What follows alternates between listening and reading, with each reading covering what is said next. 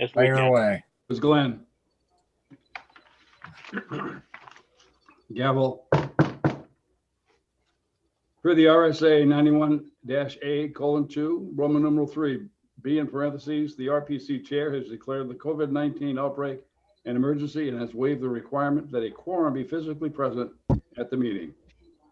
Access instructions to the meeting is found on the reverse of this agenda. We're going to do a call to order and then do the minutes at the same time, if you don't mind. Yeah, we could do that. So when we, which you'll need your motion for the minutes. And I just want to make a clarification. If you saw at the top of the minutes, I'm doing one roll call for these minutes. Right. We have a small portion of RPC business at the top, and then the majority of that meeting was MPO business. I just want to sort of have everyone understand that as you vote, if you're an MPO member, DOT, DES, in these cases, you're only voting on the portion that is related to the MPO, but I'm just going to try to do it in one motion. Does that make sense? Sure. That's fine, Tim. All right. All right. Motion to approve the minutes. Second. All Lyman in a right. second. Motion in a second. Who was the second by? Was there? That was Lyman. Lyman. All right. If there's no discussion or corrections or anything, I'll go ahead and do the roll call. Stephen Gerardo. Abstain. I couldn't find a link. Okay. Richard McDermott. Well, yes. type Tim, Hold on. Yeah. but you're doing the roll call at the same time. So Stephen needs to at least acknowledge that he's here, and if he's with Present, somebody. present alone and abstain for the minutes. There we go. All right. Thank Thank you for the clarification, Glenn. I'm not alone. Richard. I'm not alone, and yes, for the minutes. All right. Andrew Brubaker. I'm present Everybody. and my wife is in another room, and yes on the minutes. All right. Ann Carnaby. I'm present. I'm alone and I'm abstaining for the minutes because I wasn't there. All right. Mike McAndrew. I'm alone in the house, at least in this part of the house, and yes for the minutes. Glenn Koppelman. Present, alone, and yes on the minutes. All right. Gwen English. Present, alone, and yes on the minutes. Jackie Grota. Present in my office alone and yes on the minutes. All right. Jim Doggett. Present, not alone, and yes on the minutes. All right. And Mary Allen. Yes, not alone, and yes on the minutes. Thank you. Peter Britz. Present in a room in my house, and yes on the minutes. All right. Let me see, where am I? Glenn Davison. I'm home alone and I'm not voting in the minutes. All right. And Beth Morrow.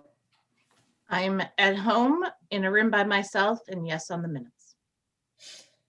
And Lang Plummer. I'm alone, yes, I'm here, and yes on the minutes. John Tabor. Present, my wife's in the front of the house, yes on the minutes. All right. Dennis Hebert. Present, home alone, and yes on the minutes. All right. Lucy Cushman. Present, alone, and yes. All right. Tim White. Tim White, New Hampshire Department of Environmental Services, Air Resources Division, home alone, and I vote yes on the minutes. All right. Al Davis. Yes, I'm alone, and yes on the minutes. And Phil Wilson. See, Phil. Yeah, I'm present. I am yes. alone and I abstain. Okay, and did I miss Bill. anybody? I don't think I did. Peter Coffin. I'm present. Peter Coffin. Yeah, I'm present, alone in the room, and I'm voting yes on the minutes. All right, great. Missed me Sorry too. about that, Peter. Okay. Ooh. Julian. Julie Ziska.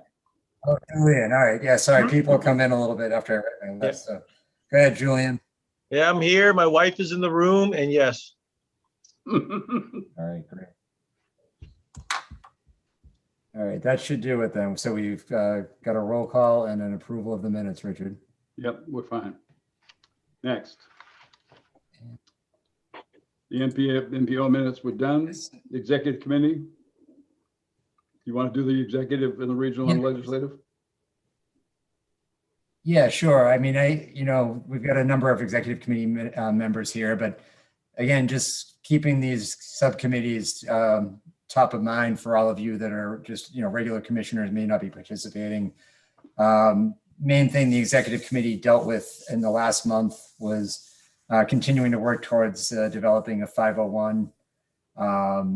And we're working, the main priority right now is to try and get the bylaws set up in a manner that are, complementary to the existing RPC organization. So we're going to be working on that over the next few weeks and probably a month or so at the next meeting. And then from there, the business of the executive committee will shift towards the fiscal 22 budget.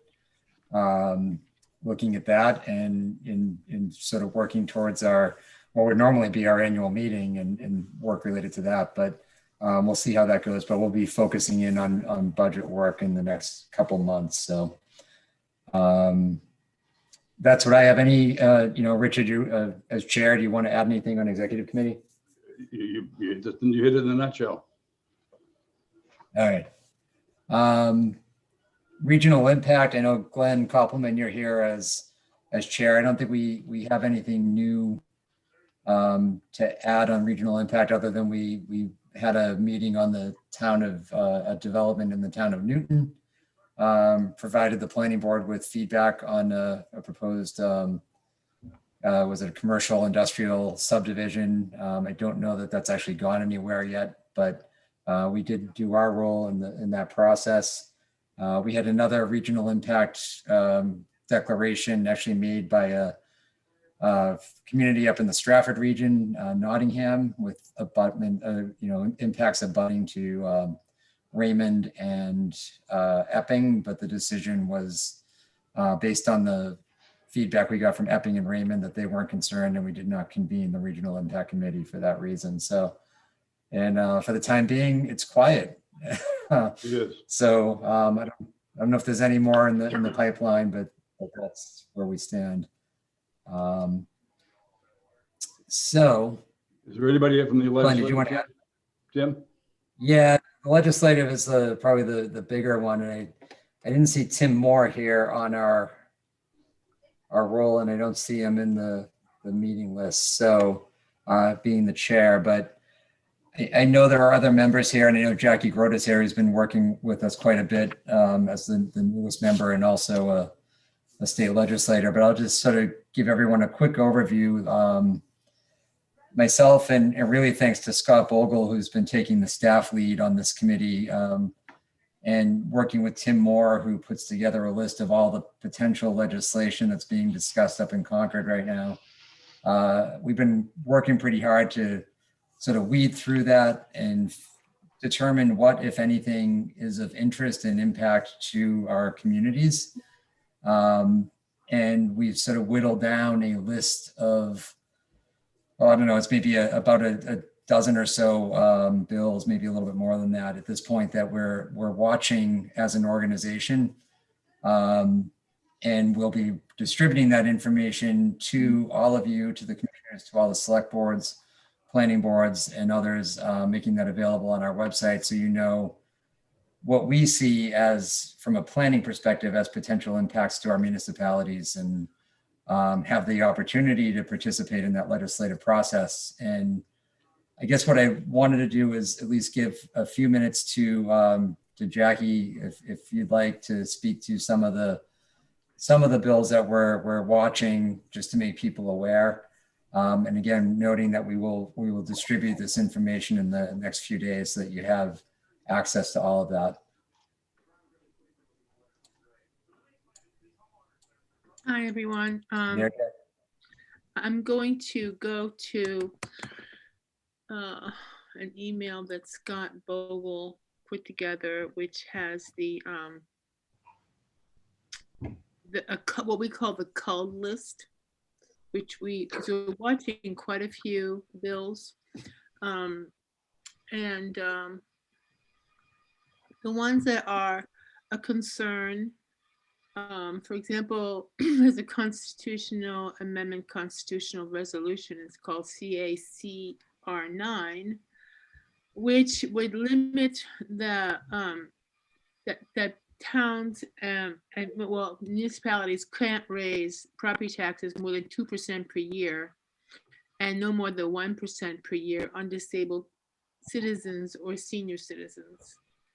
So that could pose a serious problem for municipalities if they need to raise money for a specific project. So that's one we're watching closely. I'm not sure. It did pass the committee. So now it's going to go to the House floor. It will probably be the next House session is April 7, 8, and 9, or 6, 7, 8. I can't remember. It's first week in April, Tuesday, Wednesday, Thursday. That will probably be discussed at that time. There was a House Bill 315, which had to do with the aggregation of electric customers, which was on the watch list, but now it seems to have been resolved in committee. And it doesn't impose the limitation on aggregates of electric customers. So that was taken off the watch list, but we are still keeping an eye on that. There are some, there's also House Bill, let me just find that one. Can't remember. There was one that is limiting the,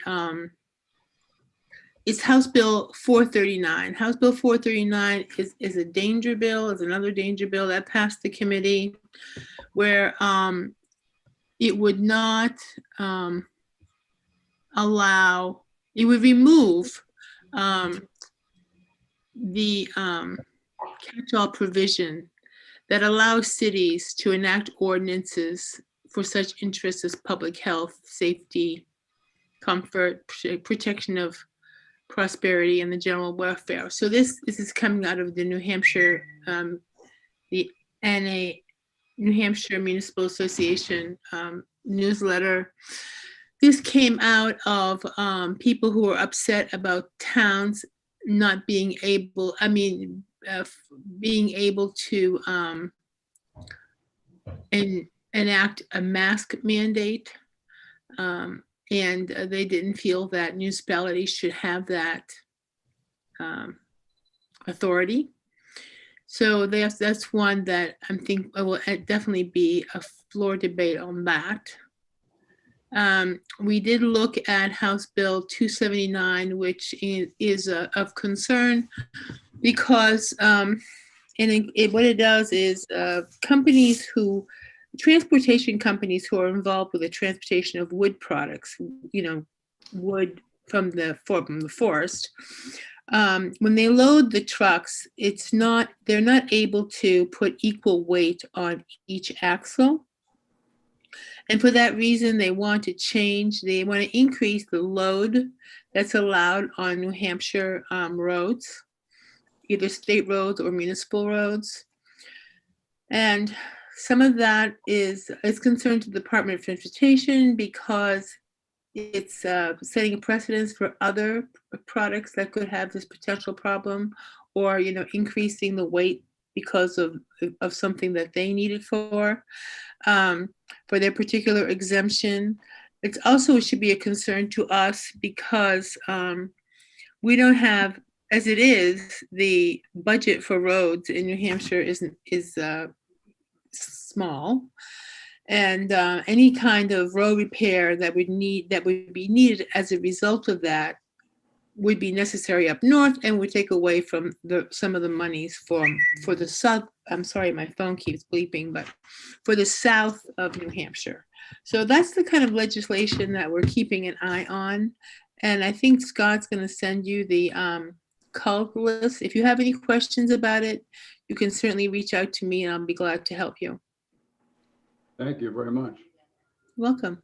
Yeah, we'll have a full list that Scott's been working on, likely up on our website, but the link to that will go out via email, either in our newsletter or in a separate email. But again, just to raise awareness for folks that might not be paying attention, that are in a position of decision-making at the municipal level, we want to make sure we're conveying that information to them. So.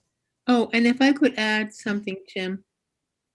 There's nothing that speaks louder to the legislators than the private citizen and municipalities and representatives of those municipalities. So if there's anything on that list that you feel strongly about that you want to testify, or you want to at least send a letter, I can point you in the right direction for that, and I can help you. Or if you want to listen to the hearing, even, I can definitely point you in the right direction for that. Thank you. Welcome. Jackie, I don't understand why the truckers' inability to put an even load over an axle is our problem. Well, transportation of wood products in New Hampshire is an important industry. Yeah. And they are very sensitive to the needs of that industry because it's employs, almost 1,000 people and it's used for renewable energy. It's our problem because without it's not technically our problem, right? But it's something that a legislator has brought forth at the request of someone to put this bill forward. Right, and the committee that heard it, which is transportation, was convinced that this would be something good to do. This legislation was good to pass. It was not something that was it's not an easy decision because there's many ways of looking at this particular legislation. Like many legislations, there's never really a clear cut. There's never a clear-cut answer to anything. There's so many sides to it. Okay.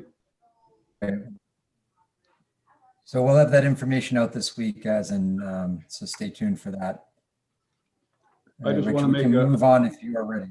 Jim, I just want to make a small note on page 6. You guys, Dave and Scott, were nice enough to give us a transportation lexicon on page 6. Thank you, Scott. Yeah, it's one of the slides. So that's all the definitions of the different acronyms that we have. So they help. Moving on, if you will, it's good to see you, Dave. MPO business. You're ready to move on to MPO business, I assume, Richard, right? Yes, sir. Yes, sir. All right. So we've got 3 items, really, 2 items at least to cover. The first one requires a public hearing for the adoption of the 2021 through 2024 Transportation Improvement Program and an update to the 2045 Long Range Transportation Plan. So, Richard, I'll let you open the hearing on that. David, is David first or Scott? I think it's the Dave show primarily tonight. Scott's staring at me. Yes, you're all so very lucky. Go ahead, David. You're quite a bit to encounter. Whew. Yep. Do we need to sort of formally open the public hearing, or Yes. is that, are we open? Yes, please, if you would. Okay, so we're opening a public hearing tonight on the TIP, the Transportation Improvement Program, and the Long Range Transportation Plan.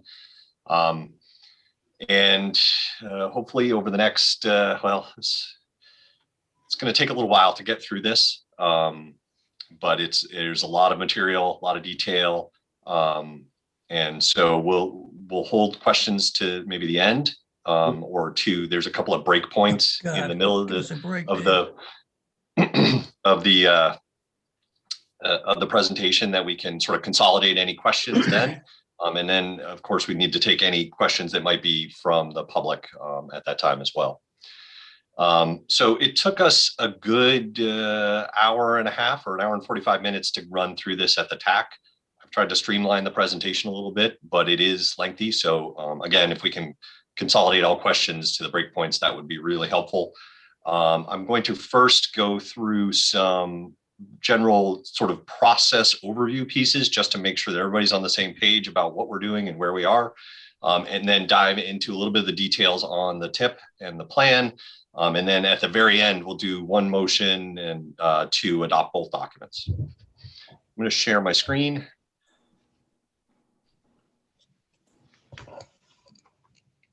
Okay, so hopefully everybody can see a slide that talks, the title slide for the TIP and the Long Range Transportation Plan. And I'm going to proceed as if you all can.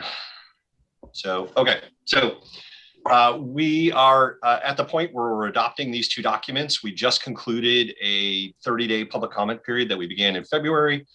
We received no formal comments via our public input page on that, although we did get some views on it, and I did receive some agency comments from Department of Environmental Services and Federal Highway Administration.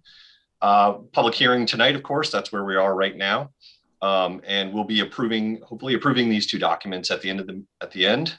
Once our MPO TIP is approved and all the other TIPs are approved around the state, the state will consolidate those into the State Transportation Improvement Program, and that gets submitted for federal approval. That takes usually 3 to 4 weeks, and then the STIP will be in effect, and our TIPs will be in effect at that point as well. And those will be our guiding documents for implementing projects over the next 4 years. One key point is that our MPO TIP and our long range transportation plan must be consistent in that projects shown in the TIP must be shown with similar costs and timing in the long range transportation plan. And I think if you dive into the details of both those documents, we've managed to do that. So some overview kind of pieces here. There are really three in the New Hampshire transportation planning process. There are three sort of nested documents. Starting with the big picture document, we have our MPO long range transportation plan, which is a 20+ year planning document. It talks about the MPO goals and objectives, our vision for the future, and all these projects that we think need to be implemented in the region over the next 20 or so years. This is a federally required document, and we use that long range plan as the sort of the basis for identifying our priorities for the state 10-year plan, which, as stated, is a state document with a 10-year cycle. That is not, it's not part of the federal transportation process, but it is part of the state process. So we have to integrate the two. So the 10-year plan, that's updated on a 2-year cycle. We again pull projects from our long range plan, prioritize them, and submit the highest priorities for the 10-year plan. And we'll actually be talking about that a little later on tonight. And so then projects that are in the 10-year plan sort of slowly move forward in time until they get to the TIP. And the TIP is the Transportation Improvement Program. That is the first 4 years of the state 10-year plan and the first 4 years of the long range transportation plan. Again, this is part of our federally required process, so it must be fiscally constrained, and it has to include any project that is federally funded or regionally significant. And a regionally significant project is something that might be state funded, such as a turnpike improvement, or it could even be a large privately funded construction project as part of a major development, that kind of thing. So, and again, as I stated before, all the regional TIPs are combined together into one state TIP, and that gets federal approval. So the long-range transportation planning process, we update pretty much on a 4-year cycle. Technically, we can go to a 5-year cycle because we are we meet air quality requirements. But we sort of take this dual approach to the long-range plan, where we every 2 years work on sort of the pieces in blue here, where we look at our system performance, and update our project lists and check on our fiscal constraint and items like that. Whereas every 4 years, we look at updating all the background data in the plan, looking at our goals and objectives and making sure that those are appropriate, and integrating any major updates that might have happened to in terms of changes to the federal transportation planning process. So in addition, there's the 2-year cycle that is part of the 10-year plan and the TIP and the STIP process. So this is a statewide process, and it's driven by the New Hampshire Department of Transportation and the Governor's Advisory Council on Intermodal Transportation, Council or Commission, can never remember that C. And the MPO is really, and the RPC are involved sort of at the very beginning of this process, where we're identifying our priorities and working with DOT to help draft a draft 10-year plan, and working with GASSET and the public hearings piece of it. But then it sort of leaves our purview and goes to the governor for approval and review, or review and approval, the legislature for review and approval, and then back to the governor to get signed into law, where again, sort of the 10-year plan kind of comes back to us, because we take the first 4 years of that, and DOT takes the first 4 years of that, and start to develop the STIP and our regional TIPs. And sort of that's where we are right now, is kind of at the end of one 10-year plan process, and technically the beginning of another one. So, and that's sort of what I just covered in this slide. Yeah, we're sort of right now, we're at number 10 here at the very end of the process. So we've done all the other work on this cycle. And in fact, we're starting work on 1 and 2 of the next cycle. So when we look at how those two pieces interact, both our long-range transportation plan and the state 10-year plan and the TIP cycle, we see that projects from our adopted long-range transportation plan feed into our priorities for the 10-year plan. And that's where we get our, that's our starting point for developing our priorities, is all those projects in the long-range plan. But then when we get to the end of the 10-year plan process, when we have our TIP and our long-range, our TIP set, we then feed that information back and update the long-range plan project list, so that so that the two documents are consistent, so they sort of overlap and sort of help each other out there. Okay, so that's just some of the general overview, just to make sure everybody's on the same page. I'm going to dive right into the TIP at this point and talk about the 21 to 24 Transportation Improvement Program. So again, this is focused on the very end of the 10-year plan cycle and the TIP adoption. So it's building off the 21 to 2030 10-year plan that was signed by the governor last summer. It incorporates sort of any updated information that New Hampshire Department of Transportation has on ongoing projects, if any costs or timing have changed since the adoption of the 10-year plan.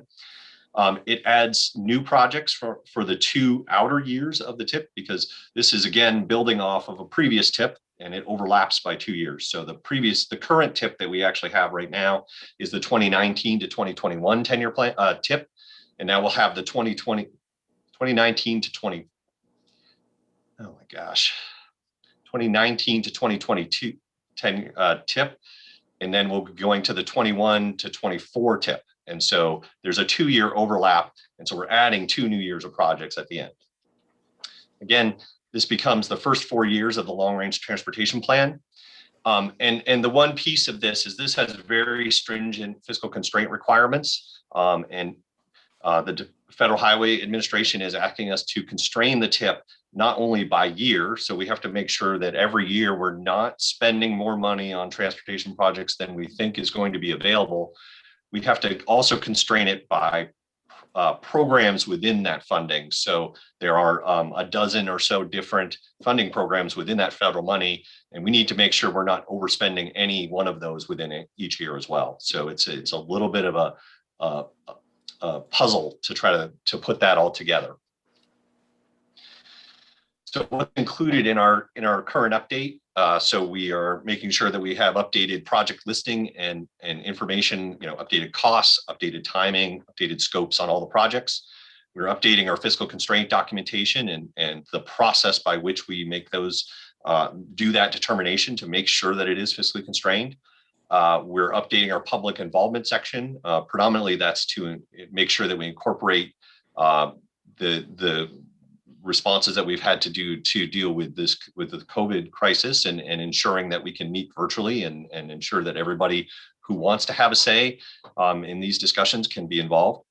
We're updating the MPO system performance report, which looks back at the projects that have been implemented and are proposed to be implemented and estimates the benefits that those are going to provide for the region. And then there are some minor technical updates to other pieces of the TIP that are being worked on as well. Mostly this is just correcting typos, making sure that things are the processes that are laid out are stated accurately, that kind of thing. So one of the pieces that we have to include in the TIP is looking back at the previous TIP, or what is actually the one that's currently in place, the 2019 to 2022 TIP. When we look at the projects that were in the first 2 years of that document and make a determination of what their status is, how many have been completed, how many are delayed, or how many have been discontinued entirely. And so when we look at that for the 2019 and 2020 years of our current TIP, we found that just under 50% of those, 11 out of the 24 projects that were scheduled for those 2 years are completed or in the process of being completed. They're under construction or they're near construction, that kind of thing. And that accounts for the majority of the funding that we saw in the region. About $170 million worth of funding went into those projects. And there were a lot of very large projects included in that. And then another 12 or 50% were delayed to this current fiscal year or to next fiscal year. And those account for about 26% of the total funding. So large part of the money is being spent on schedule and projects are moving forward. However, a number of projects have been delayed. There was one project, a very small, and it was more of a planning project that the DOT was going to run, was dropped as it was deemed to be unnecessary. So that was dropped. So when we look at the proposed 2021 to 2024 TIP, there are 42 projects listed in our region, included in those 4 years for about $237 million worth of funding, as well as the funding for the 2 transit agencies, as well as, so that's Coast and CART, which is now folded into the Manchester Transit Authority, as well as funding for some intercity service along the I-93 corridor. In addition, there are 34 statewide programs that total about $345 million worth of funding. Those statewide programs are essentially pots of money that are set aside for projects that don't have to explicitly be listed in the TIP. And those funds are distributed statewide, so they aren't coming directly to our region. So when we look at the regional projects, those 42 projects that are listed in our region, see that we have about $237 million worth of funding. The vast majority of that is federal funding, about 72% of it. So 171 million in federal funding. It's fairly evenly spread out over the 4 years. The high of about 63 million and a low of just under 54 million over the 4 years. For the most part, as would be expected, the bulk of that money is going into construction. About 150 million of that is in construction, with another 23 million going into right-of-way and on just under 14 million going to engineering and design. The other function here, that's about 48 million. That is predominantly things like transit funding and other planning and items like that things that aren't construction or engineering or right away. So it's kind of a bulk thing. So looking at those projects a little bit more specifically. I just wanted to highlight sort of the big projects in the region. So the 5 largest projects are, there's no big surprises here. They're projects that have been around for a while for the most part. We have the replacement of the 1A bridge between Hampton and Seabrook at about $21 million in the TIP. We have debt service on the I-93 project. That's another about $21 million. We have sort of the remnants of the Sarah Long Bridge replacement, which I guess is not the Sarah Long Bridge anymore. And that's just about $15.5 million. We have the rehab or replacement, however it should shake out, of the General Sullivan Bridge between Newington and Dover. It's about $14 million in the TIP. And then the last piece of the Plastow Kingston 125 improvements, that section of road on the Plastow Kingston border, that will be addressed over the next few years at about $13.7 million. You can see that that's the funding that's in the TIP, and it's about $85 million and about just under 40% of the total funding in our TIP for regional projects. You can see that in that far right column, many of these projects are much more expensive than what's in the TIP, and that's money that's either been spent prior to the 2019 or 21 to 24 timeframe, or will be spent after. Transit system funding, we're funding two different transit systems. We have the coast system here in the eastern part of our region, and that is predominantly funded with Federal Transit Administration 500307 small urban system operating and funding. And that's about $11 million over the course of the 4 years. Manchester Transit Authority, now that CART has been folded into Manchester Transit Authority, we have to show all of the Manchester Transit Authority funding in our region. So it's much more extensive than what's actually being spent in our region, but we don't have those are all combined into one thing. So the 3 pieces of funding for MTA are that small urban system F5307 funding. And then that's about $17 million over the 4 years. In addition, the 2 pots of funding that go more directly to the CART service area are the 5310 funding for seniors and individuals with disabilities, as well as the 5339 funding for vehicles and equipment. And those 2 pieces go most directly to the funding for the CART service area. And then the final piece of funding in transit in our region is for the Boston urbanized area intercity service. And that's using those urban area funds from the Boston urbanized area.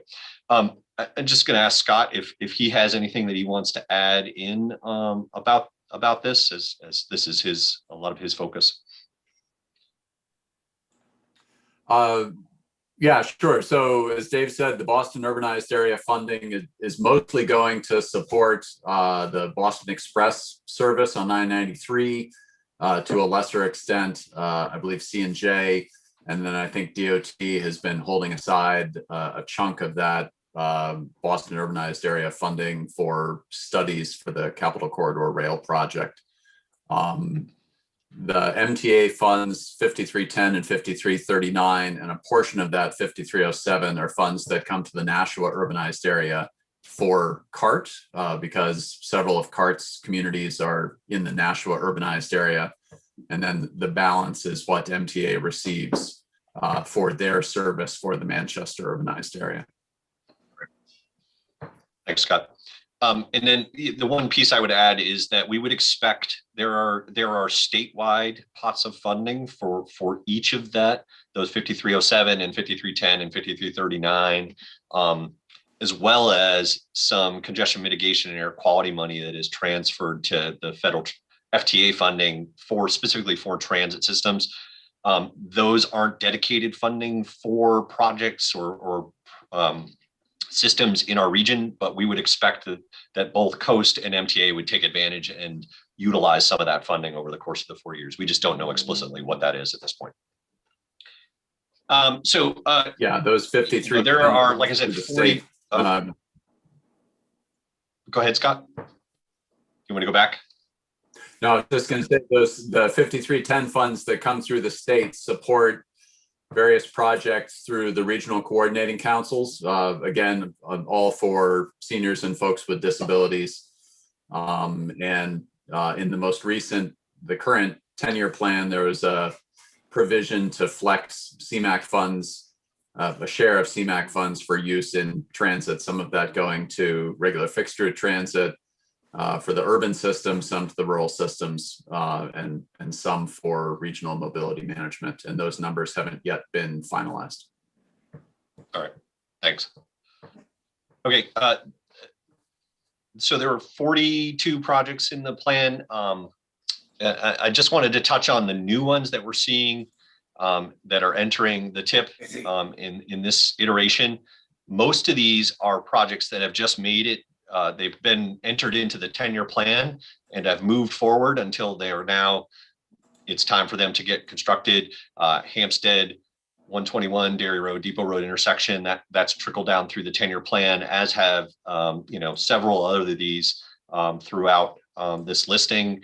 A couple of the others, notably this Hampton US 1 bridge over the Pan Am Railroad, that's over what's going to be the East Coast Greenway Rail Trail. That came through the bridge program, and that's a red list bridge that's being addressed, as is the Newton Pond Street Bridge. That is also a red list bridge that's come through the bridge program, but it's been in the 10-year plan for a while. This Hampton Bridge has just sort of appeared recently. Other projects in here have come through the congestion mitigation air quality program, particularly the two at P's here, the right turn lane at New Hampshire Avenue and Arboretum Drive, and the electric vehicle charging stations. And then two projects in Salem, the signal operational and coordination improvements, sort of town-wide. That's come through the CMAQ program, as has some work on the Manchester and Lawrence Railroad bike path. So looking at the programmatics, or those regional statewide pots of money, again, it's about $350 million that are going into that sort of funding. They're grouped projects. They are not required to be listed individually in the TIP, and they tend to be holding pots for maintenance and preservation type projects, things like paving or minor bridge repairs, and things like that, pavement marking. There's a whole bunch of them. If you go into the TIP document, you can see the details on what each of those projects is. They're all listed out fully in the TIP document with the scope and the total funding available for each year in those programs. So when we look at those statewide projects, again, $345 million worth of funding roughly over the course of the 4 years. Almost 90% of that is federal money, and that does include using toll credits to match that funding. So toll credits, for those of you that aren't aware, is every dollar that the state spends on maintaining the turnpike system, and can be used as a match towards federal funding on non-turnpike roadways. Or that's in the one sentence description anyways. So instead of using state dollars to match federal funds now, we use toll credits for the large part. But that does show up as being largely federal funding, and it doesn't show up as state funding in that case. So when we look at things by the projects by phase, again, the vast majority of this is in construction, almost 80%, or 269 million of that will be in construction, with the rest split between engineering at almost 13 million, a little bit of right of way. Again, these are mostly maintenance and preservation types projects. There's the right of way that's needed is often just sort of incidental right of way for construction easements, that kind of things like that. And then and this is largely, again, this is the transit systems and the statewide transit funding, and other non-construction related pieces. So as of this morning, we had 33 views of our public engagement portal, and no comments received through that. We did get one comment from the Department of Environmental Services Air Quality Division that noted a technical edit that was needed on our air quality conformity piece of that. And we had listed an item that was as a what's known as a transportation control measure, and but that doesn't qualify as a transportation control measure, so we've removed that from the document for the final version. We did get a note from Coast that the FTA funding allocations listed in the TIP don't match what they had received from Federal Transit Administration as their allocations. So we're working on updating that information. It does not have an impact on financial or on our fiscal constraint, but we'll be putting the updated values in there as soon as we have those. And then we're continuing to sort of parse through the document and just make sure that the project list is accurate and the financials are on point, so that we can make sure that we are consistent with the Department of Transportation and the other MPOs in the state. Okay, so I just take a second and see if anybody has any questions on what I've gone through so far. I can't see if anybody's raised their hand, so if Tim or Amy or somebody can point that out, if anybody has. It doesn't look like anyone's raising their hand. Good. All right. I've either explained it 100% accurately or I've put everybody to sleep.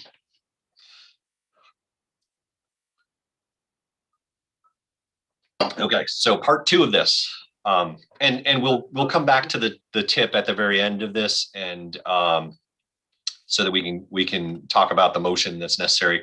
But I'm going to jump into the long range transportation plan piece of this. Again, I'll do the bulk of the presentation. I will ask probably Scott to chime in. Yes. Somebody, I think Dennis is trying to talk. Yes, I am. Thank you very much. Did I understand you're going to be funding Coast at the full amount, or that you're making those changes now? Yeah, and so what happened was the data that came down from the state didn't reflect the most recent funding allocation information presented by the Federal Transit Administration. So, and it's part of that is because the state pulls the information from the database, and it was pulled back in December. And so the information got updated by the feds in the interim. And so we just need to process that through. And yes, we'll be funding them at the full amount that they've been provided by the Federal Transit Administration. Thank you. That's all I wanted to hear. Thank you. Sorry. Yeah, the fiscal year 21 appropriations or apportionments didn't come out until after the initial data came to us. Thank you, Scott. Okay, so jumping into the long range transportation plan, again, I'll do another one of these sort of looks for any comments at the end of this. So hang on as we go through.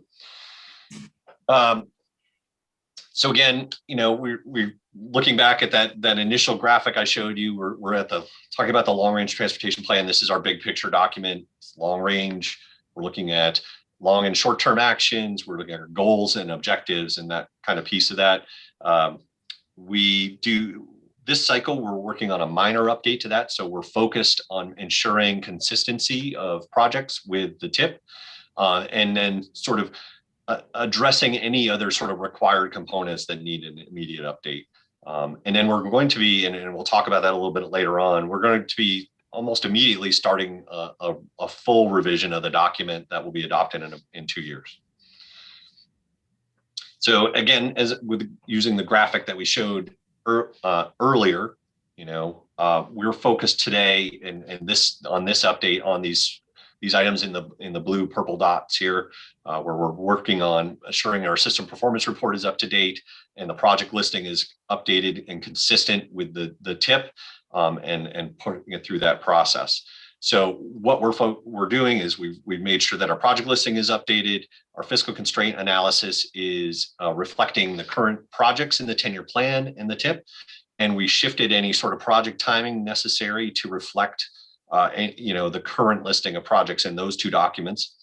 And then we're sort of pushing through and sort of the final pieces of this performance-based planning that Federal Highways has asked us to undertake. We're sort of putting the final components of that into place as part of this plan. And as I just stated, we'll be looking to be completing a full update to the long range plan for the next cycle, so in 2 years from now. So in the long range transportation plan, we have about 133-ish, 130 projects listed, about $1.5 billion worth of improvements. This does include inflation, so all projects are inflated out 2.8% per year to the year of construction. It also includes the projects that are in the TIP and the 10-year plan already. So this graph that I've thrown up in front of you has a number of different pieces to it. So the gray on the bottom of these stacks is the statewide programs. And again, maybe just take one step back. So the 21 to 24 timeframe, these values are based on information that on the TIP that we just talked about. So this is the numbers coming directly out of that document, right? The 25 to 2030 years, that's coming out of the 10-year plan. And then from 2031 on, we have to make some assumptions about how much funding will be coming to the region. And so these stacks are each broken into the gray, which is the statewide programs that we talked about, those programmatic pots of funding. The blue, the light blue is the transit funding that we expect to see in the region. The dark blue is the turnpike funding for turnpike improvements. And then the orange is the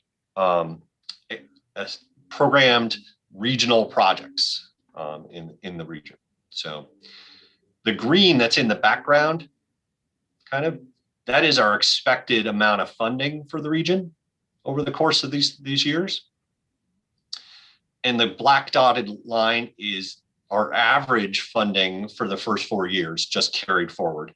And all of this is really just trying to get a handle on whether our assumptions about how much money we have available to the region on an annual basis are reasonable.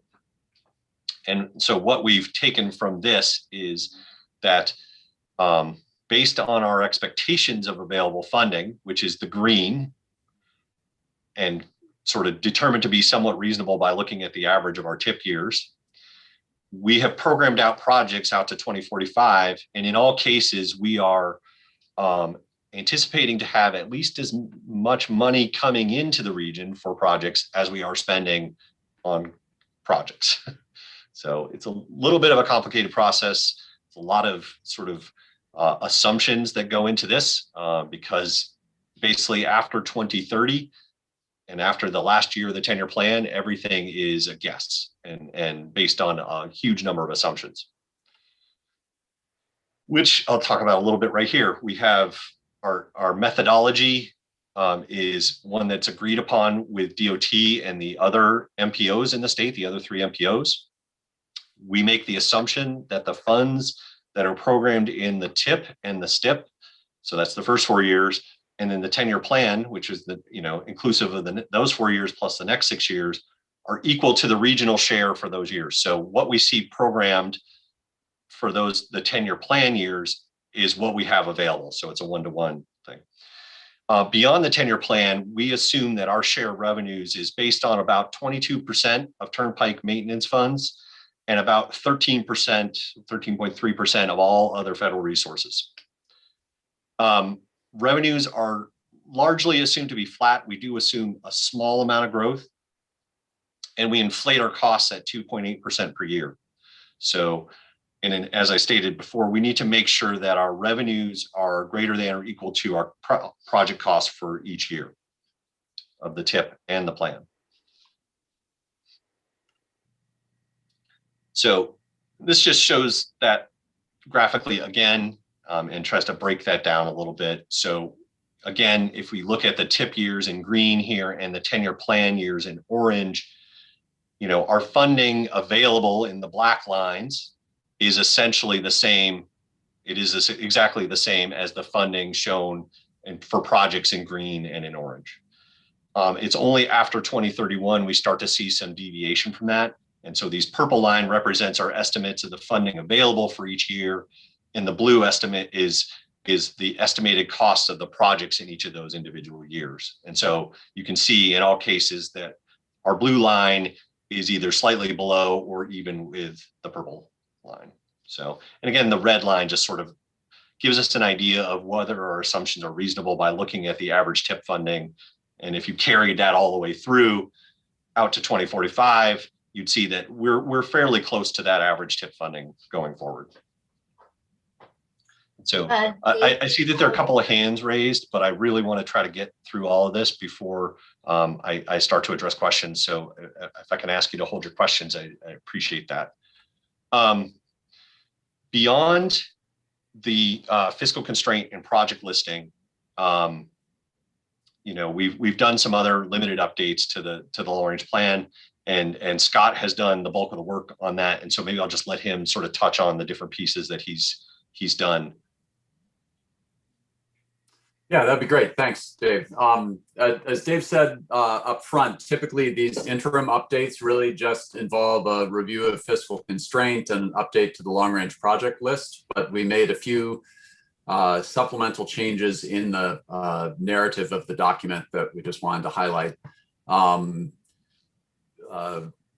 those are broken out here among the 4 chapters that we made narrative updates for. So COVID, we felt we couldn't ignore entirely given the magnitude of the pandemic's impact on the transportation system. We haven't attempted to address it in a comprehensive way in the existing conditions and future trends chapter for a number of reasons, in part because of the minor nature of the update, in part because of data limitations, and in part because we're still in this and some of the medium and long-term impacts aren't yet clear.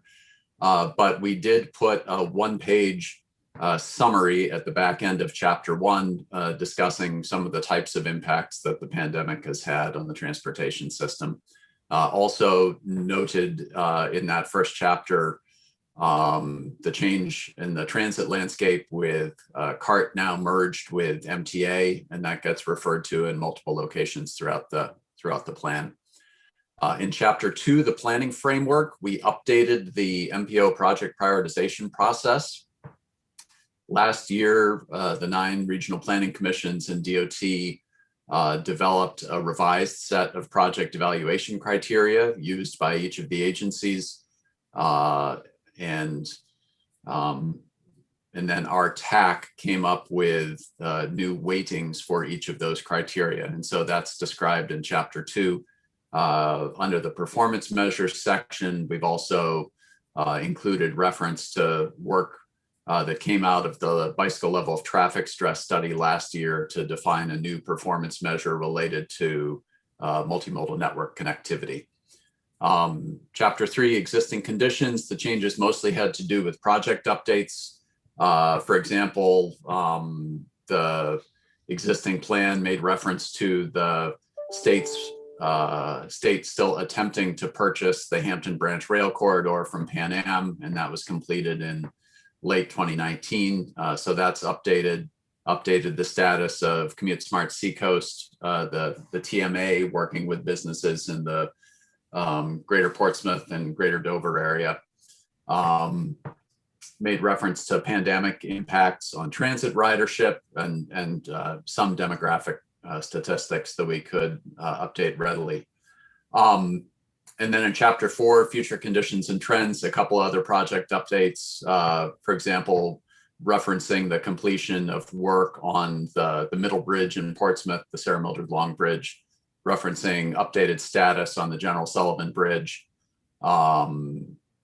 referencing the opening of the new park and ride off of exit 1 in Seabrook, because the last plan had talked about the proposal to develop a park and ride in Hampton that had come out of that Hampton intermodal study, but was subsequently superseded. And then also updated stats on funding for transit, particularly state funding for transit. Should we go to the next slide?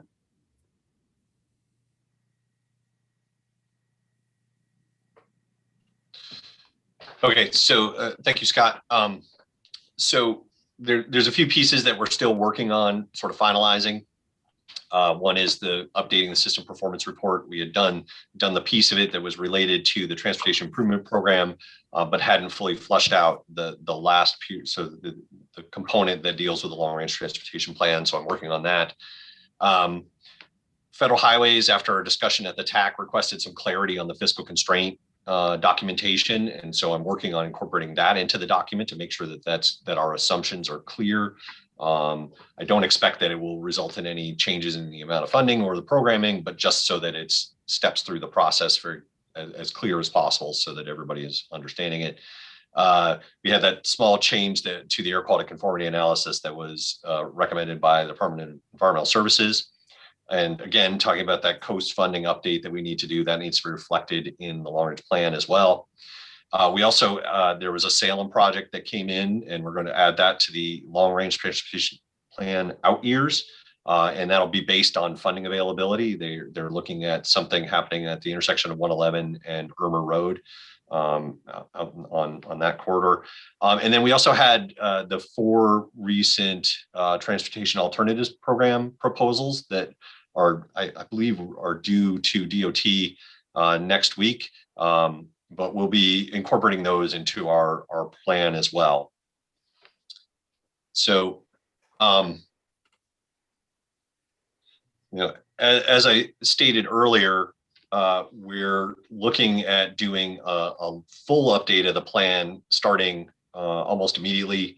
We'll be looking to start that probably in the next fiscal year, so maybe late this summer or fall. Full comprehensive update of that document with the adoption targeted to 2 years from now, essentially. We'll be looking to start, again, a public input process. We'll be looking at doing regional surveys, small group meetings with municipalities or individual meetings with municipalities, trying to get some outreach at community events. We've had some success for some other efforts that we've undertaken with talking to people at places like farmers markets and town fairs and things like that, where people are already gathering, just trying to get information from them where they're already gathering instead of trying to bring them together to something to, for a purpose.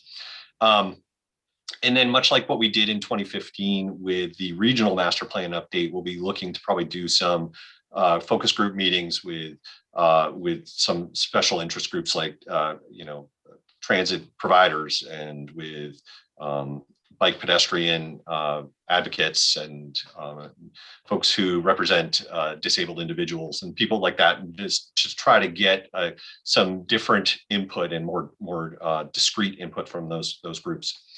And we're going to be revisiting the plan, goals, objectives, policies, sort of running the gamut of the plan and looking all the way, basically starting from scratch, essentially, and revisiting all those pieces of it. So, and then, the last piece that we'll be looking at is improving our project information. We'll be doing another solicitation for projects from communities next summer. And in preparation as part of that, we'll be leading into the 10-year plan process as well. So we'll be looking into those types of things. So I think this might be a good point to go back and address the couple of hands that I saw raised. I saw Phil's hand first and then Jackie.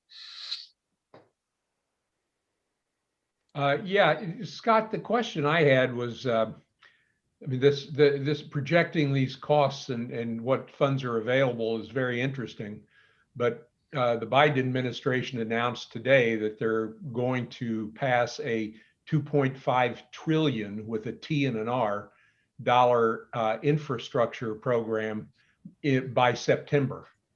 Now, I would guess that, New Hampshire's probably going to play a relatively small part in that, but I would hope we would get our fair share, which would mean that I think what's going to be available is a lot more than what's in this plan. And are you already thinking about what you're going to do with the new money?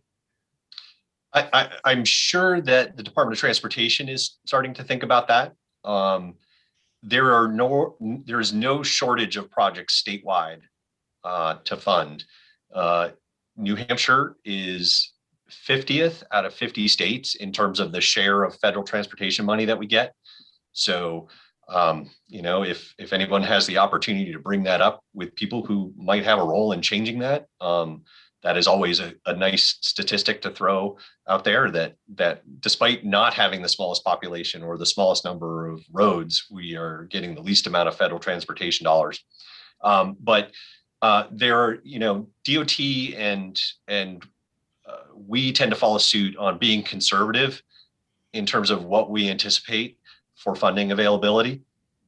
And if there were a sort of this outpouring of dollars and a large increase in the funding coming to the state, the first thing that would happen you'd start to compress timelines. So projects that we have scheduled in the outer years of the 10-year plan might get moved up, and new projects added at a greater rate to try to account for that. So, and then future iterations of our plan, we would look at this and say, okay, well, can we use this assumption from this bill? And if it's expected by September and it goes through, we would have a good idea of how much money would be coming to the state by 2 years from now. And we would make our future assumptions based on that amount of funding, whether we thought that might be continuing or whether we thought it might tail off. Currently, we're at the very end of the existing transportation legislation, and we're actually a year beyond the end of it, and they just continued it at the same funding levels. So we try to be a little bit conservative and assume that we're not getting huge new amounts of income coming into the region in the short term. But again, we'll be revisiting this in 2 years, and we can update our assumptions then. But I think one other thing to consider, and it applies to the most recent stimulus bill, CRISA, and will probably apply to this next one, is that a good deal of that funding is being used to backfill lost state revenues as well, with decline in gas tax revenues, with decreased vehicle miles. Federal money is being used in a significant share to backfill that lost state revenue. So it may not be as large an opportunity for new products or projects as we might hope. Yep. Scott, that's a good point. Glenn, did you have more to add? Or no, I think Scott was. I was going to chime in what Scott was saying. It's that the money goes is basically to backfill the lost revenue we have from the gas tax and the toll. So it gets distributed quite a bit. So I'm not sure how much we're actually going to get when it gets here for direct infrastructure, but maybe there'll be some money in there for us. All right. What you were saying, David, is that the first action, if we do get money, will be to compress the timelines on current projects, not to start adding stuff. Yeah, I mean, I would expect that that we would look to get some projects done more quickly, because there are a certain number of projects, and I don't know that there's a definitive amount, but there are certain projects that are moving probably slower than they could due to funding limitations. And so that would be something I would assume that DOT would look at, as well as like Scott and Glenn said, backfilling maintenance and preservation needs and that sort of lower amount of funding than we've been receiving. So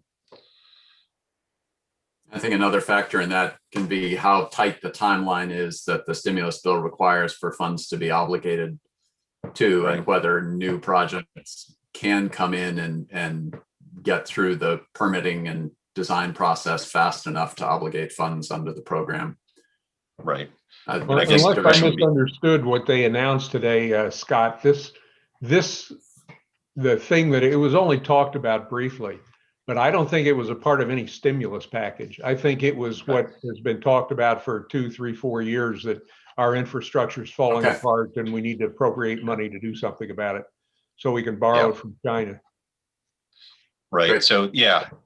So that tends to be funding similar to what we're working with now in terms of time frames. There's not usually a immediate sort of use it or lose it provisions. And so we would just, I think, DOT would look to expand the maintenance preservation efforts, backfill existing lost revenues, and then compress timeframes on projects as best as possible. And then programming in the future, the next 10-year plan cycle would probably see an increased funding expectation. And so they'd see more projects programmed for out years. So I saw that Jackie had her hand raised, but I don't see that she's on the call still. I'm here. I took my hand. Okay. So a part of the question was answered with your discussion with Phil. However, this list of red, high priority transportation projects that we have with bridges and roads Right. throughout the state. Would this, when do we see the light at the end of the tunnel for that?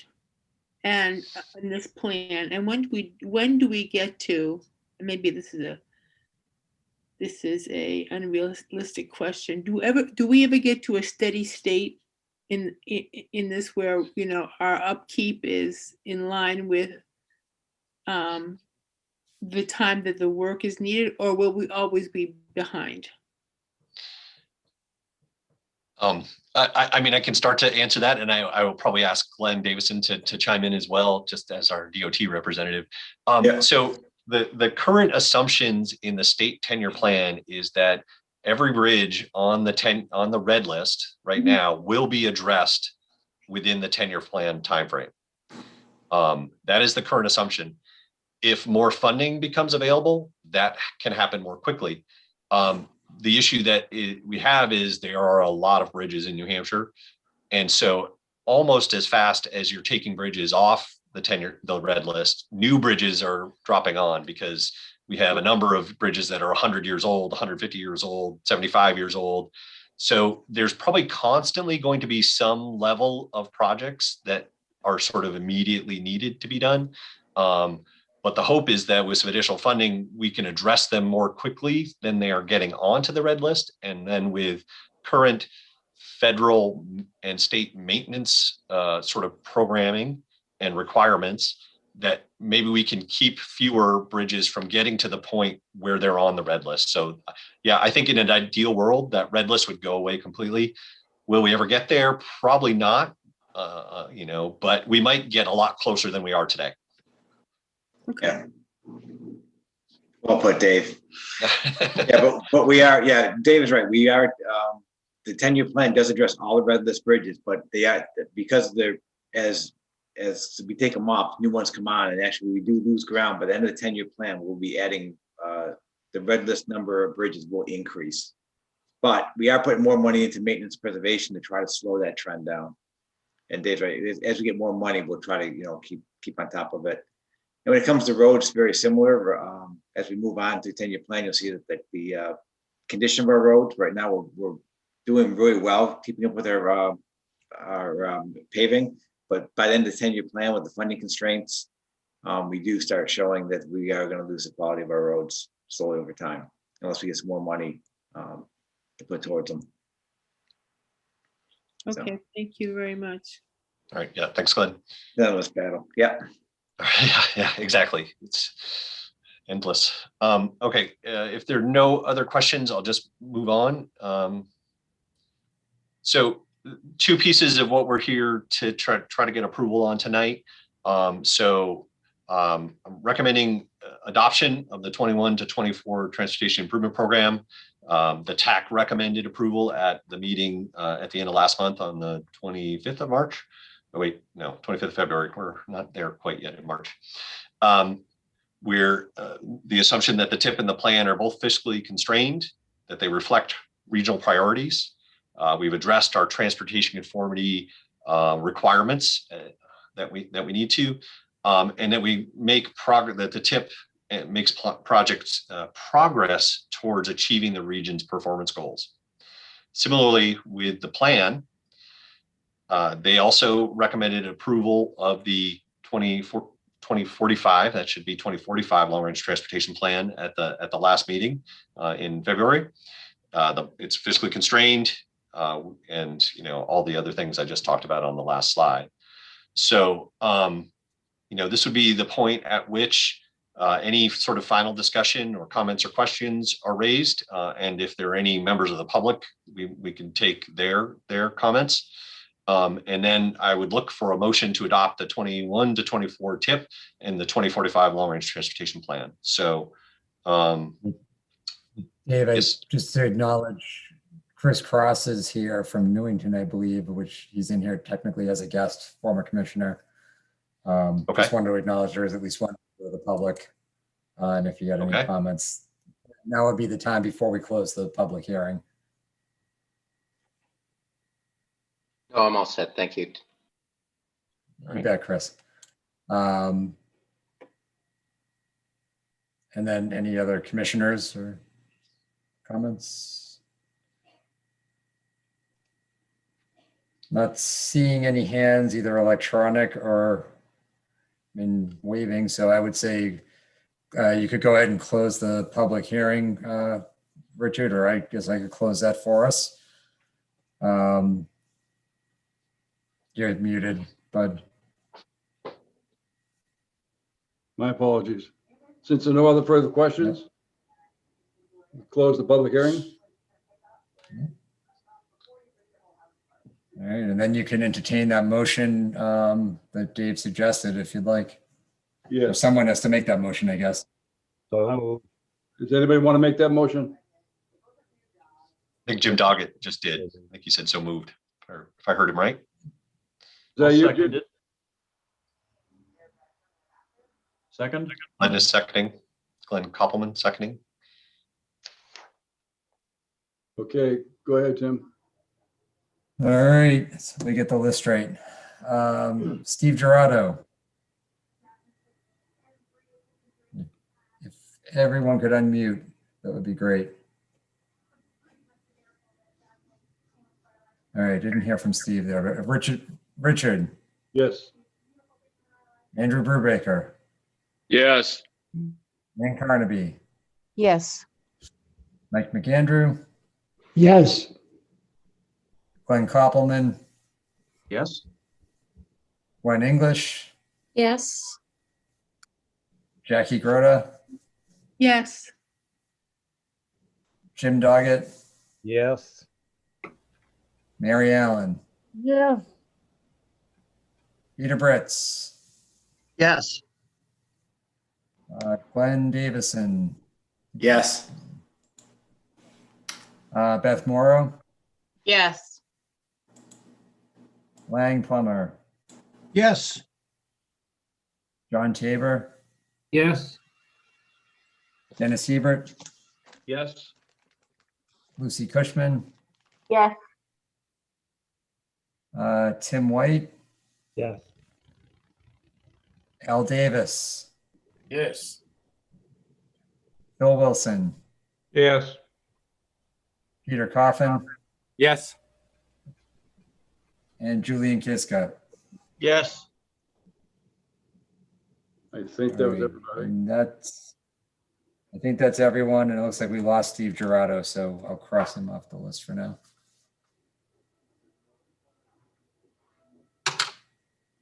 All right. All right, sir. So back to you, Dave, I guess, for the next topic being the 10-year plan priorities. Correct. Mute myself. All right. Okay. I'm going to share my screen once again. Got 10 more slides. So hopefully this will be slightly shorter and less painful than the first part of the evening. Who said it was painful? I can tell. It's painful for me. I really look forward to these meetings and having all this pain. It's a wonderful thing. All right. Oh, that's good to hear. That's good to hear. Okay, so the last major component of what we need to do tonight is talk about our prioritization of projects for the next 10-year plan, the 21 to 30, I think I got that wrong. It's the 23 to 32 10-year plan is actually what it should be. So you've seen this graphic a couple of times already tonight in the 10-year plan and TIP development cycle, that 2-year process. Earlier, we just finished talking about item 10 on that list, the TIP and 10-year long-range transportation plan, public hearing and adoption. We just completed that. And now we're moving right on to step 1 of the next 10-year plan. Normally, there's a little bit of a gap between when we do those things, but through a combination of influences and delays in some cases and trying to get ahead of the game in other cases, these two pieces have overlapped this cycle. So, so we're doing 10 and 1 at the same time, essentially. So this process that we're dealing with, and that is actually something that we started last summer with a solicitation of projects to the communities and our transit agencies.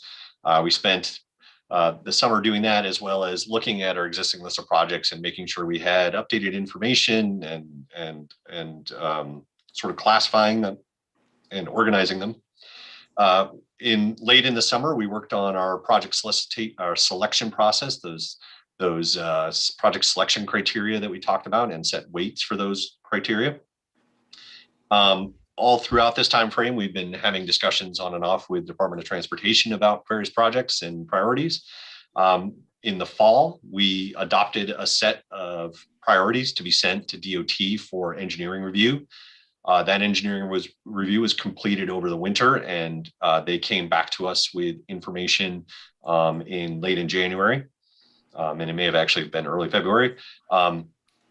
And we took that information to the TAC at the last meeting in February and presented them with the options that we had for going forward with our priority or priorities for the 10-year plan. And they made a recommendation, and we're bringing that forward to you tonight here as part of the final step in the process. We have to submit our priorities to DOT by the end of this month. And then by statute, DOT is required to have an initial draft of the 10-year plan by July 1st. So just a little refresher on sort of the constraints that we're working within in terms of setting our priorities for the 10-year plan. Any construction that is added would be phased into the last 2 years of the 10-year plan. So that would be 2031 and 2032 for the large part. Our target funding for the region is just under $6.7 million for those 2 years. And any costs must include that inflation at 2.8% per year. And any projects that are going to be managed and run by Department of Transportation need to also include a 10%. Basically, it's administrative costs of facilitating those projects and managing them through the system.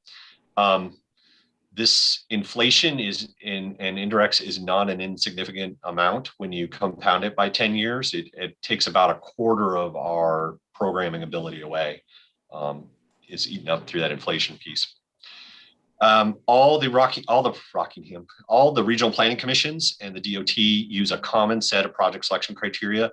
We talked about that extensively last year. We have all of that information up on our website about what those criteria are and how they were applied for projects. All projects must go through sort of an engineering and cost review process. This can be done either by the DOT, or we could hire engineering consultants to perform that review for us. And as part of that review process, DOT allowed us, if we were submitting to them for this review, we could submit projects up to the budget amount plus 2 additional projects to get reviewed. And then DOT has committed to adding our priority projects to the 10-year plan as presented, at least into the initial draft. That being said, it still has to go through the GASSET process, which is a political process. And during that time frame, whether it's review through GASSET, review by the governor and the legislature, projects can get moved around, get taken out, get added in. So basically they're saying, we'll put it in the draft. There's no guarantee that it will make it to the end of the process because it's out of our hands at that point, which I think is a very reasonable take. So when we were trying to select our projects for the state 10-year plan, we looked at a couple of pieces. We looked at eligibility and feasibility. Is the project eligible for federal funding? Is it supported by the community? Does the scope as presented seem like it's reasonable and feasible to implement? We did an initial set of scoring using those statewide selection criteria as we weighted them here at the MPO to set our initial prioritization. From that initial prioritization, we created a candidate project list, and those were sent to DOT for review. And then from those candidate project lists, we'll select our priority or priorities for the 10-year plan. So at the time when we put this together, there were 127 projects in our long-range plan.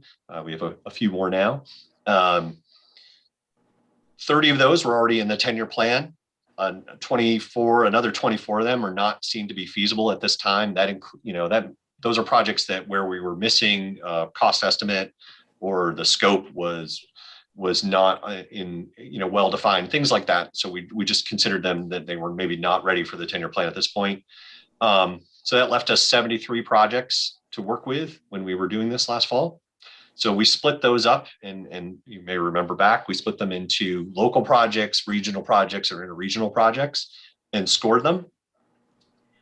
From that, we took the top 5 projects from each class of local, regional, and interregional, and pulled them together into a short list that went to the TAC and policy committee for basically recommendations to develop a short list, a fiscally constrained short list, to be sent to DOT for review.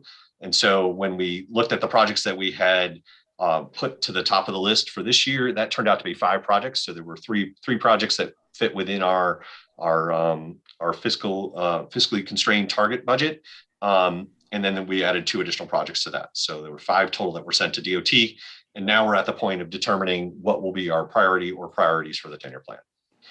So the 5 projects that we sent to DOT are listed here. The top project priority-wise was the East Coast Greenway, which I've shortened to ECG here. That's phase 3 of that project. And that's completing the section of the rail trail that runs over the Hampton Marsh in Hampton and Hampton Falls. Our initial estimate on that was about $5.5 million. And NHDOT confirmed that estimate as reasonable. They did identify that they had some concerns over, being that the project is in the marsh, there are potentially some extensive wetlands or environmental issues. And there are, we know, some historic preservation resources or issues there as well that need to be addressed, as well as some right-of-way challenges in one spot. And they just expressed some concern about that, but in the end felt that the estimate was a reasonable one for the time. The second project that we put forward was in Epping. This is at the intersection of Route 125 and 155. Our initial estimate on this was based out of a 2008 corridor study for that area of 125. And we knew going in that it was way under in terms of the cost. And NHDOT confirmed that. And so rather than a $431,000 project, they expect it to be at about a $1.8 million project to put it. And that's an estimate to put a signal there. And so the information we have on that is that there is certainly some delay there based on a capacity analysis. DOT wasn't 100% convinced that the intersection would meet warrants for traffic signal. I think a warrant probably would come through on that if need be. Portsmouth, the Bartlett Street Bridge, and this is a bridge that is on the red list at this point. That was estimated at $491,000. Based on information out of the City of Portsmouth's bridge inventory. DOT did not provide a revised estimate for this. They felt that the scope was not defined enough, and it wasn't clear on. This is a very odd bridge and has some interesting sort of ownership components to it, and part of it runs underneath a building. And so they were really concerned about what the scope of this project might be. And so they didn't feel like they had enough information to make a good call on what an informed estimate would be. So they took a pass on that project, essentially. The next project we put forward was the Raymond intersection of Route 27 and Route 156 there in the center of Raymond. We had estimated this at about $1 million project. DOT expressing concern over the proximity of development to the intersection, the large number of utilities that are right there, felt that it might be a little more expensive than that, and they estimated that to be about another $1.8 million project. The final project in our list is in Northampton. It's the US Run and Route 111 or Atlantic Avenue intersection. Out of the Route 1 corridor study, that project was estimated about just over $1 million. DOT felt that was way underestimating, and part of that was my fault for not inflating the costs from the Route 1 corridor study up to what might be more current costs. But they were extremely concerned about the scope of that project compared to the very narrow right of way there and the gas station and the Rite Aid that are very close to the road and what the impacts might be. So they anticipated that would be a much more expensive project, about a $5 million project overall. So based on all that information, we cannot fit all of those projects within our $6.7 million regional share. So we have to make some decisions about how to move forward. So at the TAC meeting, we discussed this extensively for a while, and the recommendation that came forward was that we should submit the region's top priority project, which is the East Coast Greenway Phase 3, as our priority project for the 10-year plan for this cycle. This is based off of the fact that DOT felt the estimate was reasonable.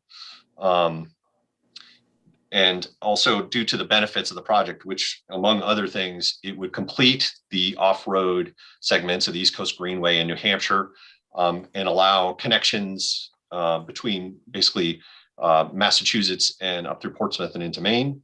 Has potentially substantial benefits for safety, economic development, as well as the environment, depending on the design of the project. And I'm going to let Scott go into a little more detail on the project itself here. And in addition, our recommendation was that we take the remaining regional share, so the remainder of that $6.7 million, which is, so it's basically 1.2 million, and apply it to the cost of this project as sort of a buffer against some of those unanticipated extra costs, either environmentally or construction wise. So DOT felt that that was a reasonable approach as well when we had that discussion with them. So maybe I'll just let Scott talk about that project a little bit, and then we can move forward from there. Sure, just a quick thumbnail. This would extend from the Seabrook Town line through Hampton Falls, and then through the southern half of Hampton up to Drakeside Road, which is the southern terminus for the current Hampton to Portsmouth New Hampshire Seacoast Greenway project that is scheduled for completion in, I believe, 2023 now. There's a section in Seabrook that's in the 10-year plan for 2030, I believe, that would go from the Massachusetts state line up to the Hampton Falls town line. So this is closing that gap. This project came out of a design study that was done with the UNH engineering department that tried to account for those different types of resources that are noted in the DOT comments. There was consultation with the Division of Historic Resources about the 3 historic railroad bridges in the marsh, consultation with DES Wetlands Bureau about their desire to see the project improve tidal flow, which is currently really limited by those, the narrow openings of those 3 bridges. So the project design includes opening up the existing causeway, spanning 3 separate sections with boardwalk that would allow significantly improved tidal flow, and then elevating the balance of the causeway 2 to 3 feet, which can be achieved within the existing footprint, so not requiring additional fill, but elevating the causeway for resiliency following the recommendations of the Coastal Risks and Hazards Commission. So this is a project that's been identified as a regional priority since 2012, I believe.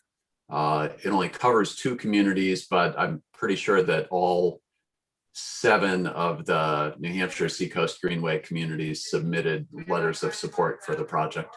And Dave summarized the range of benefits as a transportation corridor, environmental improvements, and potential to serve as an economic catalyst. All right, thank you, Scott. So you might ask, what happens to the projects that aren't selected for the 10-year plan? Well, all of those remain in our long-range transportation plan to be considered for future cycles of the 10-year plan. And there are benefits to being in the long range plan, especially if you're going after certain types of grant funding where some of the requirements or some of the project scoring is based on whether the project is in the regional long range transportation plan. So you might see benefit for that. And then going forward, we'll also be looking at doing more regional analyses to try to do some project development. And this may help sort of provide additional support for some of the projects that are in our long range plan already. So we'll be using our congestion management process, regional safety analysis, the level of traffic stress study that Scott worked on last year, looking at bike infrastructure in the region, and a sidewalk analysis that we're working on currently. All these different pieces will be pulled in to put some numbers behind existing projects, as well as to try to identify new project ideas that we can then match up with community needs. So we'll be looking going forward for that type of thing.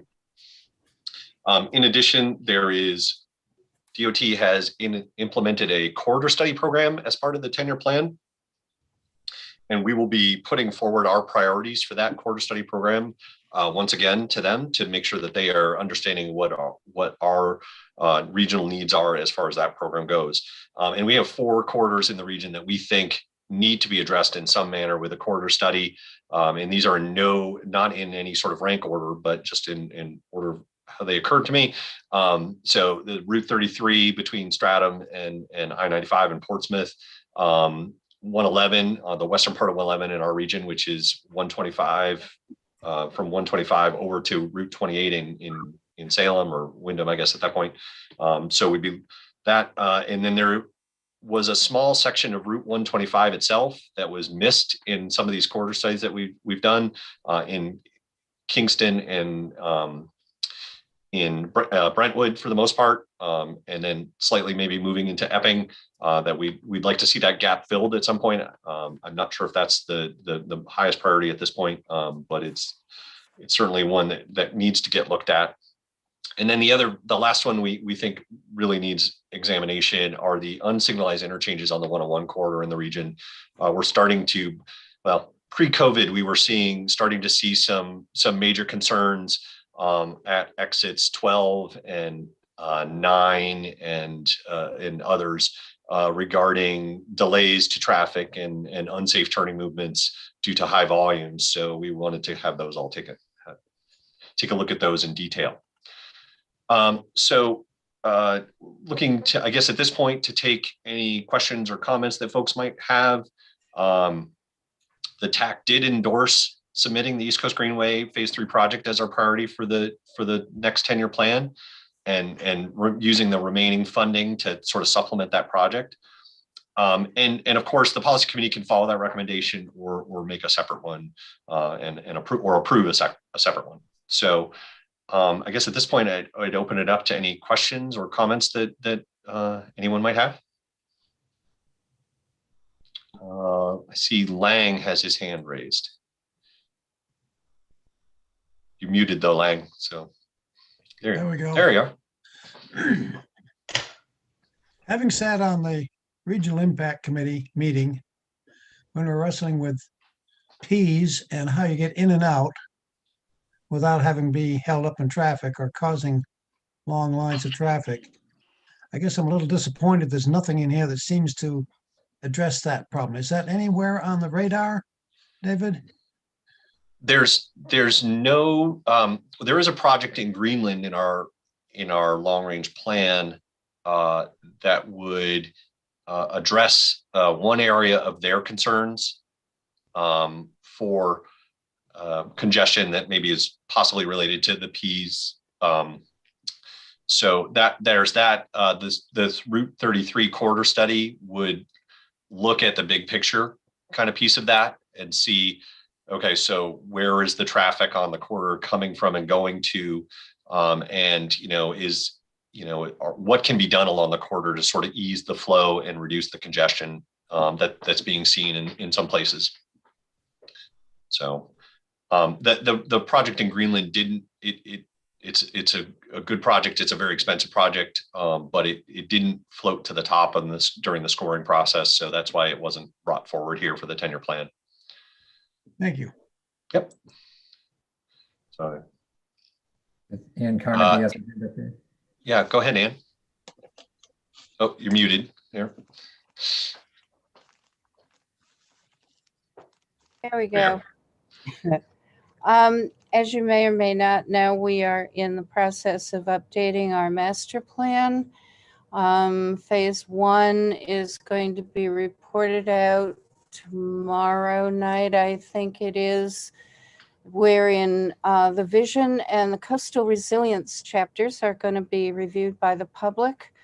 The HBAC is also looking to do their master plan in concert with ours. So I think this Greenway project is happening at a time when all pieces of lettuce in the salad bowl are tossed up in the air, and we'll see where it all lands. But I think that I will need to bring this and all its talking points back to Hampton so that it gets included in the mix and so that we can wrap our arms around this and support it in the right way, if that makes sense. Yeah, no, we appreciate that. The project is in Hampton and Hampton Falls. It would be 100% federally funded, so there wouldn't be any town match or anything like that. And I do believe, as Scott said, that there have been letters of support received from each of the communities on the East Coast Greenway corridor in support of the project. So I think we have enough to move forward here. But absolutely, when Hampton is working on these aspects of their master plan, thinking about the transportation projects that are coming out of that, or any of the communities, if you're working on your master plans, thinking about the transportation projects in your community that might need to get included in our long range plan is helpful for us in understanding the needs around the region. The thing is, there's an awful lot of talk about sea level rise and coastal resilience and protecting the marsh and all of the current trends that, as I recall, when we talked about this Greenway project, what was it, 2 or 3 years ago now in town, it wasn't concern for the marshland and sea level rise was not at the height of concern that people seem to have about it now. So Right. that to bring this back into the mix, I think is going to take some care. And so I will be calling you. Yeah. This. Scott is our expert on the East Coast Greenway and has been sort of deeply involved in that project, as you know. But that being said, some of the major goals of that project are to address sea level rise on the corridor and try to improve the health of the marsh. So the design would be incorporating those types of pieces into it. So, and you could get Julie to join you. Right. She's the high water. Yeah. Yes. Okay. All right. Thank you. There's a couple of hands up just real quick on that, Dave. I just wanted to let Ann know that thanks to the HBAC's, the Hampton Beach Area Commission's symposium on coastal resilience, we've made a number of connections related to those issues of sea level rise with folks that are looking at the health of the marsh and will benefit from knowing more about the project that we're proposing. And those connections have been made, and we're moving forward with making sure those conversations happen so all of those concerns are factored into the project. Well, this is one more piece and it's really exciting. All right. Thanks. All right. So I see. Any more Go questions? ahead. Any more questions, David? Yeah, I see Peter Britz has his hand up, and also Glenn Koppelman. So maybe Peter first. Okay, thanks. Well, I just wanted to say I really applaud the idea of the East Coast Greenway. I was there when they first started talking about the East Coast Greenway, and haven't been involved lately. Other people in Portsmouth have taken that over, but I think from what we're trying to do here, setting, this is a really regional project. It's going to really help the region. It has opportunities to educate about sea level rise and improve the conditions for sea level rise. And it is a really gorgeous part of the East Coast Greenway that people don't get a chance to get out to. There's a dirt trail that fishermen go out to, but a accessible public access trail through there will really make a nice destination for people in New Hampshire, getting to New Hampshire and in New Hampshire. So I think it's a great idea. Yay. Thanks, Peter. Glenn? Thanks, David. Just a quick comment. I was glad to see that you included on your list of potential corridor studies the section of 125 between Kingston and Epping, are the bulk of that being in Brentwood. But the point is, it's the part that runs from the top of the Kingston bypass where Marshall Road 107 comes in and up to Route 125. I'm sorry, 101. I mean, ever since 101 got put in and all the development around there in Epping took place, the infill development is now starting to happen in that stretch between Kingston and Route 101. And several projects are on the drawing boards, and a huge one just got approved in Kingston on the Brentwood line that's going to be adding 100+ tractor trailer trucks in and out of that site on a daily basis. And there are other projects that are pending along that corridor, and studying that stretch of road is I believe is well deserved. So thank you. All right, thanks. Yeah, we had initiated a corridor study in 2006 or 2007 in that area. But then right as we started it, DOT said that they were putting in those signals at North Road and at Middle Road. And so we held off on the corridor study to wait for the signals to get into place. And then we lost the funding for the corridor study. So we never finished it. So, little history there.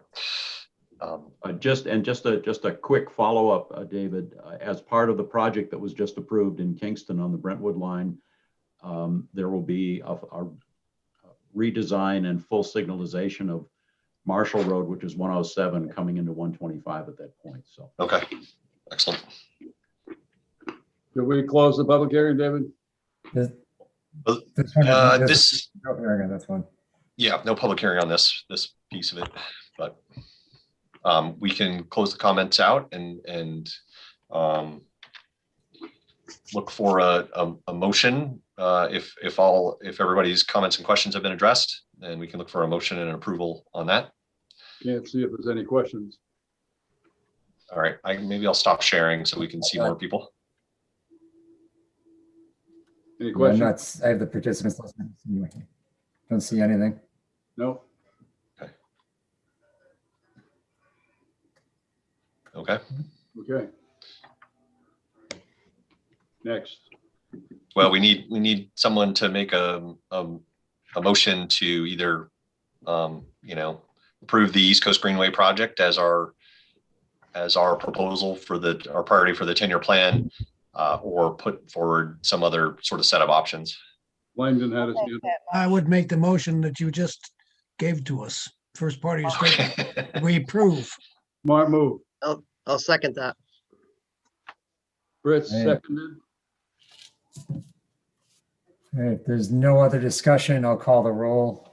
Richard. Yes. Andrew. Yes. Ann Carnaby. Yes. Blake McAndrew. Yes. Glenn Koppelman. yes. Gwen English. Yes. Jackie Grota. Yes. Jim Doggett. Yes. Mary Allen. Yeah. Peter Britz. Yes. Glenn Davison. Yes. Beth Morrow. Yes. Lang Plummer. Yes. John Tabor. Yes. Dennis Hebert. Yes. Lucy Cushman. Yes. Tim White. Yes. Al Davis, Yes. Phil Wilson, Yes. Peter Coffin, Yes. and Julian Kiska. Yes. All right. So that passes. I think you got it right. Yeah. Thank you. I'm just looking at the time. I know this was a long one for us. We had one last item, Scott. I don't know how long your update is on the Transportation Alternatives Program. If you want to just take a minute and try to get us out of here by about 9. Yeah, sure. Shouldn't even take that long. So in February, letters of interest were due for round 4 of the Transportation Alternatives Program. Probably most policy committee members that have been on for a while are familiar with this. It's the successor to the old Transportation Enhancements Program. It's probably the primary source of federal funding that's available to municipalities for making improvements to bicycle and pedestrian facilities. Typically, this is a 2-year funding round. There's usually a little over $5 million available. I think for this 2-year funding round, it's $5.2 million available. Statewide, there were 41 letters received for projects requesting a total of just shy of $30 million compared to the $5.2 million available. In the RPC region, there were 4 projects that for which letters were submitted. Those came from Portsmouth, Salem, Rye, and Newington, requesting about $1.6 million all in. Newington's project is a combination of shoulder bicycle route and side path along Nimble Hill Road between Shattuck Way and Arboretum Drive that would connect residential areas with the elementary school and would also be a portion of the regional bike route where people come down from Dover over the bridge and then connect through Newington's village center into Pease. Portsmouth's project was side paths on Market Street between Kearsarge Way and Maplewood Avenue. Rye submitted a town center sidewalk project for sidewalks, bike lanes, crosswalk improvements on Washington Road between Central and Wallace, right through the village center there. And then Salem submitted a project for a connection off of their sort of spine route rail trail connecting via Clough Road over to a neighborhood to the east of the rail trail. So full proposals are due next week. There was a mandatory pre-proposal workshop that happened last week. And we have gotten a couple of questions from communities as they prepare their full proposals that we're responding to. But it's a good crop of projects. We will probably be bringing the full proposals to the TAC in just a couple of weeks, if we can get them back from DOT quickly enough, and then to the policy committee at an April meeting. There'll be a tight turnaround time to do our regional rankings and get them into the department. Wow.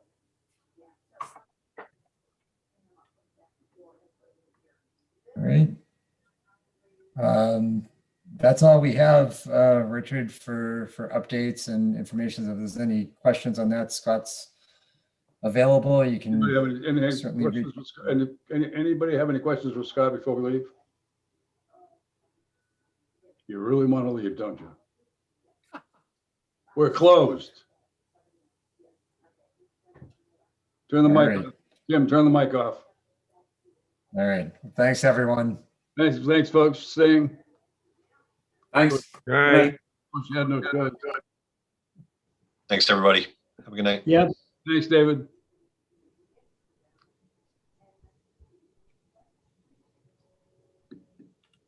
Say good night, kids. Good night. Good night. Night.